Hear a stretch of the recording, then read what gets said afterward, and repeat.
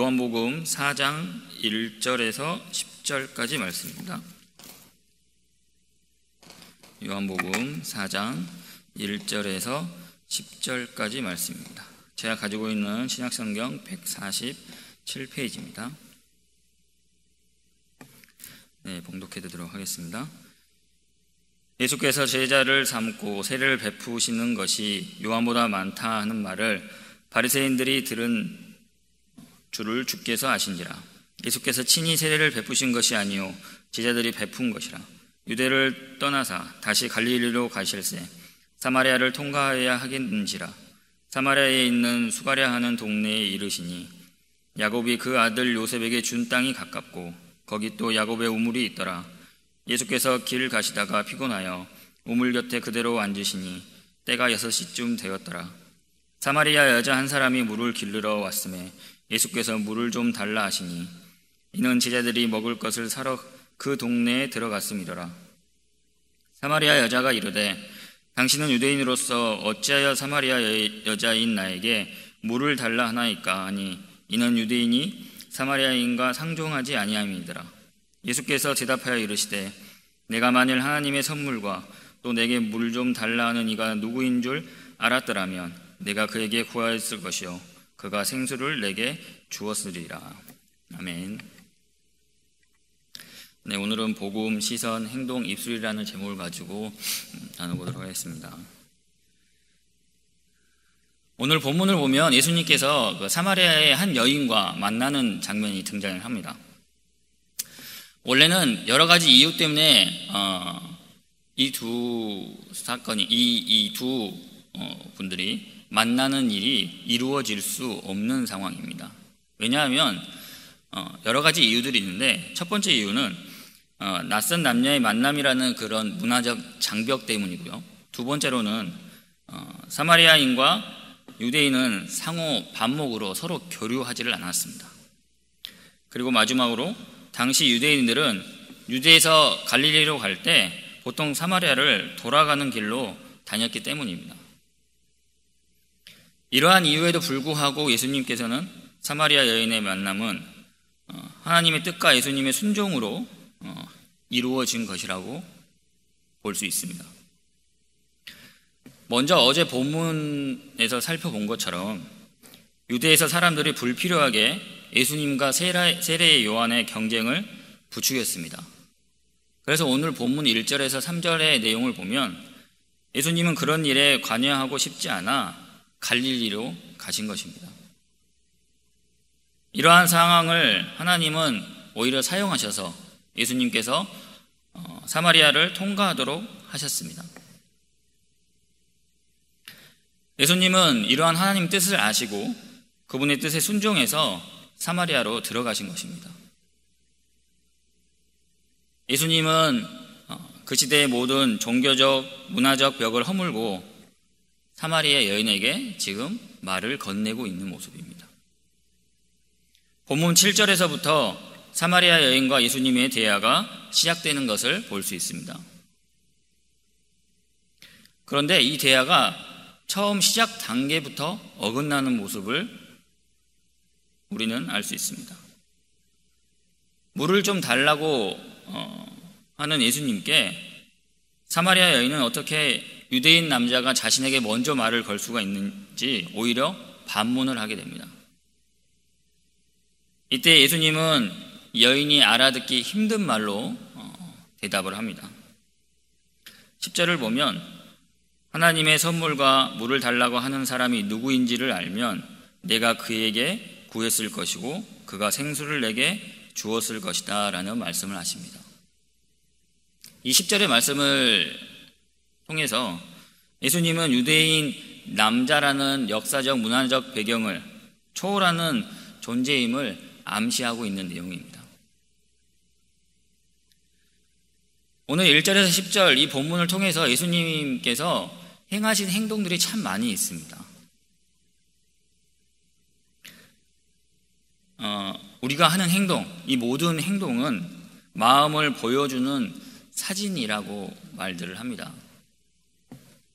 사마리아 땅에서 보이신 예수님의 행동은 그분의 마음을 보여주고 있습니다. 그럼 예수님의 마음을 닮아가는 우리의 삶은 어떻게 해야 될까요?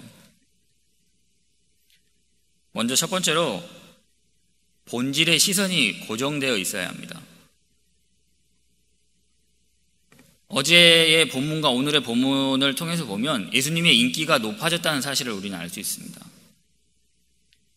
인기가 높아진 만큼 반대로 바리새인들의 경계심 또한 커졌습니다. 세례 요한의 제자들도 불필요한 경쟁심, 시기심도 품었습니다. 예수님은 불필요한 경쟁과 갈등으로 인해 하나님의 나라가 또 하나님의 나라의 일이 방해받는 것을 원하지 않으셨습니다.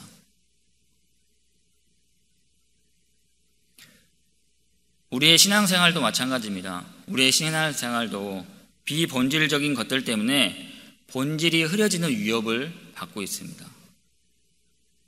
또는 비본질적인 것 때문에 다투고 싸우고 상처를 내기도 합니다.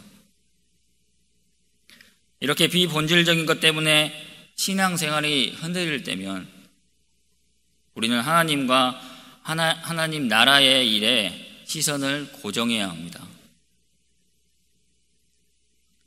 우리의 본분인 하나님 일에서 또는 십자가에서 시선을 돌리게 만드는 것은 그 아무리 좋은 일이라 할지라도 그것은 비본질적인 것입니다.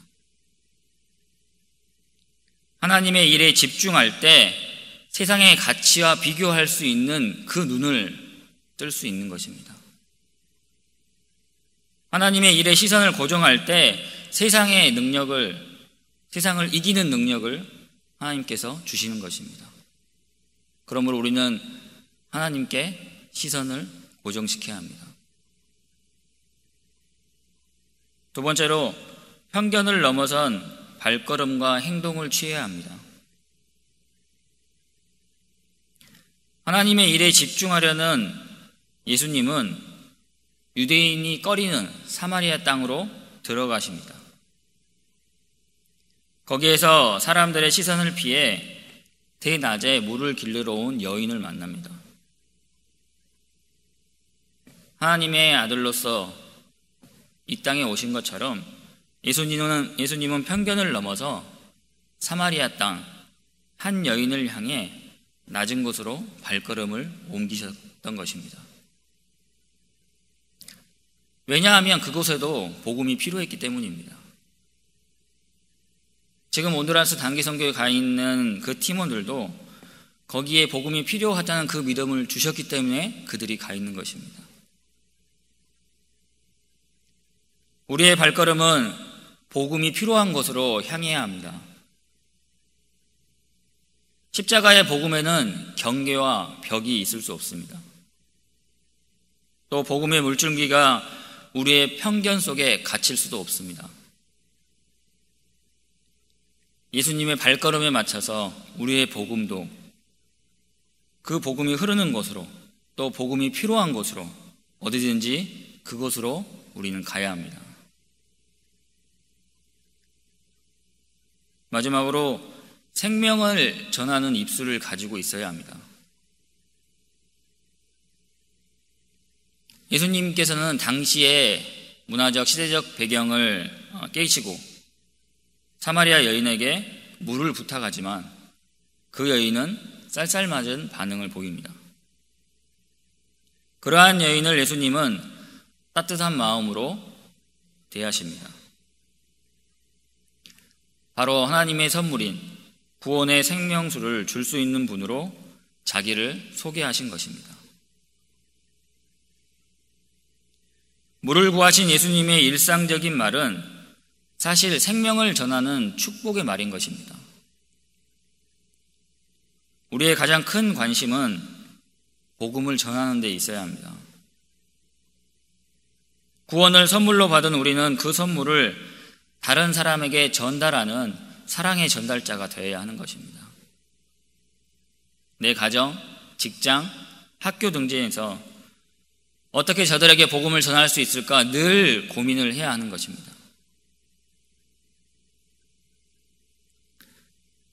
하나님 보시기에 가장 아름다운 입술은 복음이 담겨져 있는, 복음을 전하는 그런 입술일 것입니다. 복음을 담은 입술은 한 영혼을 영원한 죽음에서 생명의 자리로 인도할 수 있는 놀라운 능력을 가지고 있습니다. 사람의 마음을 움직이시는 분은 오직 하나님 한 분뿐이십니다. 우리가 예수 그리스도를 선포하면 하나님이 임하셔서 인간의 마음을 사로잡고 있는 우상들을 소탕하십니다. 그러나 우리가 담대함을 버리고 복음을 순화하거나 약화시키면 그들은 가벼운 회개로 그리스도인이 되고 그리고 그러한 그리스도인들을 빠르게 생성하게 됩니다. 구원은 패스트푸드가 아닙니다. 복음의 단순성은 유지하되 성급하게 결단을 강요하거나 대가를 속여서는 안 됩니다. 복음의 대가는 그 사람 자신 전부입니다. 그가 스스로 죄인임을 고백하고 눈물로 회개하고 회개를 통해서 스스로 주님을 영접할 수 있게 해줘야 하는 것입니다. 예수님을 따르기로 결심한 것은 인생의 주인의 자리를 그리스도께 내어드린다는 선포인 것입니다. 사랑하는 성도 여러분, 예수님의 마음을 닮아가는 성도는 예수님처럼 행동하게 됩니다. 성도의 시선은 복음의 시선에 고정되어 있어야 하고 발걸음은 복음이 필요한 곳으로 옮겨가야 합니다. 그리고 입술은 복음의 주인이신 그 예수님을 전해야 하는 것입니다. 오늘 하루 우리 모두가 이런 참된 성도, 주님이 원하시는 성도가 되기를 소망하며 기도합니다. 같이 기도하시겠습니다. 사랑의 하나님, 죄 많은 저희가 주님의 크고 넓으신 사랑 때문에 구원을 받아 주님의 자녀됨을 감사합니다. 그러나 자녀된 자로서 주님이 부어주신 사랑과 복음을 전하지 못할 때가 많이 있습니다. 우리 안에 아직도 내 자신만을 위하는 마음, 세상의 시선, 사람들의 시선 때문에 주님을 외면할 때가 있습니다. 이런 저희를 용서하여 주시옵소서. 주님의 마음을 닮아가는 저희가 될 수 있게 주님께 시선을 고정하며 주님이 원하시는 곳, 주님이 눈물을 흘리시는 그곳을 바라볼 수 있게 도와주시옵소서. 내 주변에 그러한 곳이 있다면 주저하지 않고 찾아가서 주님의 사랑과 복음을 전할 수 있는 담대함과 능력을 허락하여 주시옵소서. 오늘 하루도 주님께서 눈동자처럼 지켜주시고 함께 하실 것을 믿으며 살아계시고 역사하시는 예수님의 이름으로 기도합니다. 아멘. 하늘에 계신 우리 아버지여, 이름이 거룩히 여김을 받으시오며 나라에 임하옵시며 뜻이 하늘에서 이룬 것 같이 땅에서도 이루어지이다. 오늘날 우리에게 일용할 양식을 주옵시고 우리가 우리에게 죄 지은 자를 사하여 준 것 같이 우리 죄를 사하여 주옵시고 우리를 시험에 들게 하지 마옵시고 다만 악에서 구하옵소서. 대개 나라와 권세와 영광이 아버지께 영원히 있사옵나이다. 아멘.